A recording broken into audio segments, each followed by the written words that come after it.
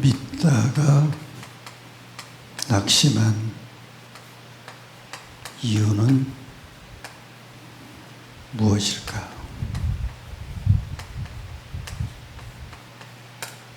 히브리서 11장 6절.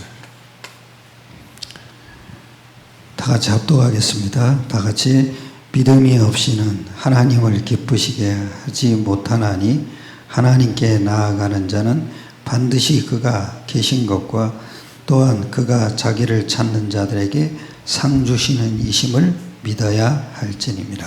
아멘. 서론에 그랬죠.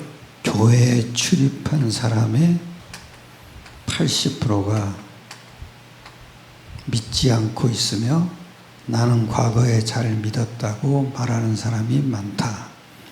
피터 와그너 박사라는 사람의 통계죠. 그런 사람이 왜 낙심합니까? 첫째 그랬어요. 낙심한 이유. 믿었던 것이 아니고 교회당을 출입한 것이다. 즉 종교생활한 거죠. 오히려 고난을 더 당하는 것이다. 그 귀신이 계속 들어온단 말이에요. 종교생활하면 이럽니다. 귀신이 더 악한 귀신을 7을 데리고 오잖아요. 그러니까 그 사람의 나중 형편이 전보다 심하게 됐다 그러잖아요. 그러니까 복음을 잘 설명해 줘야 돼요. 제일 중요한 게 뭡니까? 예수가 그리스도 되심을 증거해 줘야 돼요. 또 예수가 그리스도를 할 땐 3가지 근본 문제를 해결해 줘야 돼요. 그리고 예수가 모든 문제 해결자라는 걸 반드시 전해줘야 돼요. 그 더 중요한 게 뭐냐? 7가지 축복을 예수 이름으로 증거해야 돼요. 그러니까 이게 안 되니까 자꾸 고난만 심해지는 거죠. 결국 하나님을 체험하지 못한 것이죠. 믿음이 없이는 하나님을 기쁘시게 못한다 그랬잖아요. 하나님께 나아가는 자는 그가 계신 것과 반드시 그가 그를 찾는 자들에게 상 주시는 이심을 믿어야 할지라. 무슨 얘기예요? 믿음이 없다는 거예요. 다시 얘기하면 영적 사실을 못 깨달았다는 거예요. 그리고 하나님을 체험하지 못했다는 뜻은 무엇인가? 고린도전서 10장부터 14절에 보면 성령을 받지 못하는 거예요. 성령 받았더라도 성령 인도를 못 받은 거예요. 그러니까 자기 생각으로 살아가는 거예요. 그 중심 상태는 뭡니까? 낙심하죠.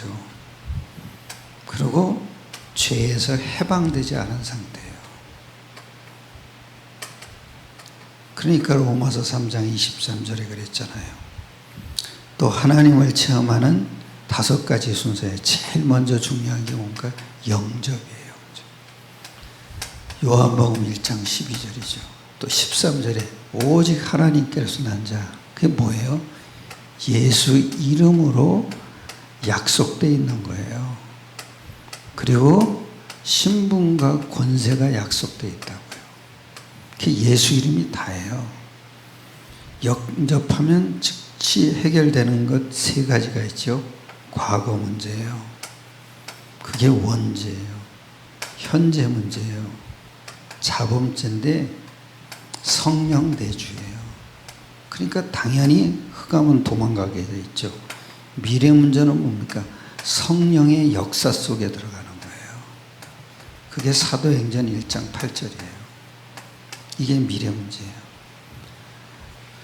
그리고 계속적으로 해결되는 게 복음 체질이 되는 거예요.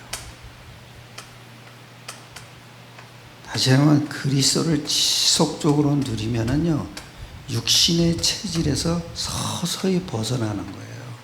이건 한꺼번에 되는 게 아니에요. 하나님은 한꺼번에 했는데 우리에게 있어서는 서서히 되는 거예요. 그리고 성령의 내주. 그 얘기 뭐예요?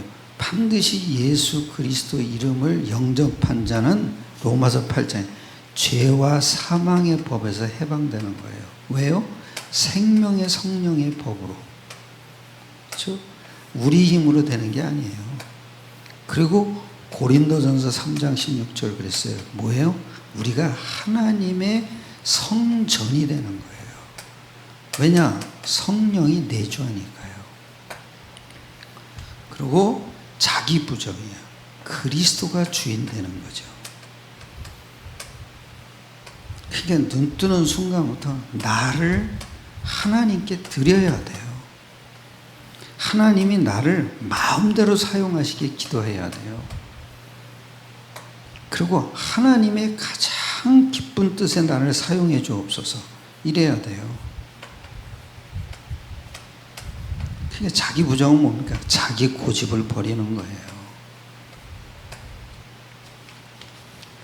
왜냐? 그리스도가 주인 되는데 내 고집이 뭔 소용이 있겠어요. 그리고 성령 인도 받으려면 반드시 눈 뜨는 순간부터 나를 하나님께 드려야 돼요. 그리고 사도행전 1장 8절에 방향이 맞아야 돼요. 이게 기도예요. 이게. 그리고 성령의 충만 반드시 뭐가 해야 되냐? 언약을 붙잡아야 돼요. 언약 붙잡고 기도하셔야 돼요. 그게 사도행전 1장 1절로 8절이죠. 즉 그리스도 하나님 나라 성령 충만이에요. 그 다음에 사도행전 1장 14절에 집중 기도하는 거예요. 그러니까 사도행전 2장 1절로 13절 응답이 오는 거죠. 어떤 응답이 오냐? 증인이 되는 거죠. 그래서 5가지 전도 문이 열리는 거죠. 성령 충만하면 뭐예요? 확신이 오죠. 사도행전 2장 1절로 14절. 아주 베드로가 그전에는 굉장히 겁장이었는데 베드로가 담대히 성령의 역사를 증거한 거예요. 그러니까 확신이 오니까 증거하는 거죠. 또 능력이 오죠. 사도행전 3장 1절로 10절. 반드시 예수 이름이 능력이에요. 거기에 대한 확신이 있으니까 증거하지 않습니까? 그러니까 못 걷게 된 40년 동안 못 걷게 된 일을 일으켜 세운 거죠. 그리고 예수님을 증거하죠. 아주 비겁했던 베드로죠. 근데 그 베드로가 법정에서 자기를 지금 모함해서 죽이려는 그 법정에서 담대히 말씀을 증거한 거죠. 어떻게 해요? 사도행전 4장 12절. 참 중요해요. 다른 이로서는 구원 얻을 수 없나니 천하인간의 구원 얻을 만한 이름을 우리에게 주신 적이 없다 그랬죠. 그리고 환난을 두려워하지 않는 적. 그 말하지도 말고 가르치지도 말랬어요. 그런데 베드로가 아주 중요한 말하죠. 보고 들은 것을 우리는 말하지 못한다. 이게 참 중요해요. 세상 것이 부럽지 않는 자. 서로의 물건을 팔아서 복음을 위해서 드린 거죠. 무슨 세상 것이 중요하다면 이런 행동을 안 하죠. 그러니까 복음을 위해서 서로 간에 드린 거예요. 그리고 사명이 생깁니다. 복음을 위해 목숨을 거는 거죠. 아니, 왜 예수가 생명인데 우리 죽으면 천국으로 이사 가는 건데 뭐 두려울 게 뭐가 있어요? 더 중요한 건 사명이 생겨야 돼요. 사명이. 즉 사도행전 1장 8절에 사명이 생겨야 돼요. 그리고 세상을 변화시키죠. 제일 먼저 나를 변화시켜야 돼요. 그리고 그래야 세계 선교로 세상을 변화하는 거예요. 나를 먼저 변화시키는 게 참 중요해요. 그리고 선교의 문이 열린다. 바울을 중심으로 한 안디옥 교회죠. 안디옥 교회 전략이 뭔지 아세요? 지역마다 제자를 두는 거예요. 그래서 지교회를 움직인 거예요. 그래야 바울을 중심으로 안디옥 교회만 세계 선교를 했어요. 그리고 여기서 선교사가 파송되죠. 무슨 얘기입니까? 이래야 여러분이 영적인 축복과 육신적인 축복도 다 따라오는 거예요. 오늘도 승리하시길 축원합니다. 믿음이 없이는 하나님을 기쁘시게 할 수 없습니다. 하나님께 나아가는 자는 그가 계신 것과 그가 자기를 찾는 자들에게 상 주시는 이심을 믿어야 할지니라. 간단해요. 믿다가 낙심한 이유가 뭡니까? 근거를 놓친 거예요. 또 뭐예요? 영적 사실의 근거를 놓쳤어요. 그러면 맨날 낙심하는 거예요. 오늘도 승리하시길 축원합니다. 기도드리겠습니다. 내려오신 주님 감사합니다. 우리에게 참된 복음으로 영적 사실을 확신하는 참된 믿음 속에 들어가게 하심을 감사드립니다.